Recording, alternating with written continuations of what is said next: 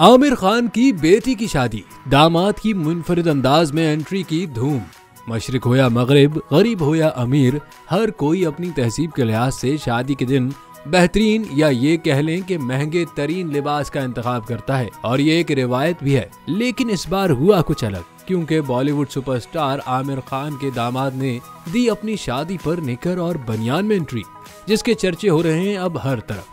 आमिर खान की बेटी इरा खान अपने हिंदू बॉयफ्रेंड नूपुर शेखरे के साथ रिश्ते अज़दवाज में बंध गई हैं।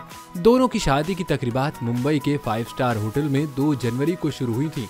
इन दोनों की शादी सोशल मीडिया पर इसलिए जेर बहस है कि एक तरफ दूल्हे ने जॉगिंग करते हुए इसी लिबास में शादी की तकरीब अटेंड की, तो दूसरी जानिब इरा खान ने भी लाल रंग का लहंगा पहनने के बजाय चोली, शलवार और दुपट्टा पहना हुआ था। इरा खान के हाथ में चूड़ियों या भारी भरकम कंगनों के बजाय स्मार्ट वॉच नजर आई।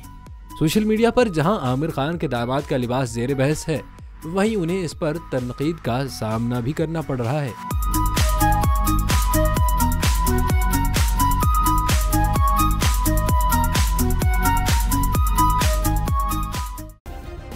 सब्सक्राइब करें और बेल दबाएं ताकि कोई खबर रह न जाए।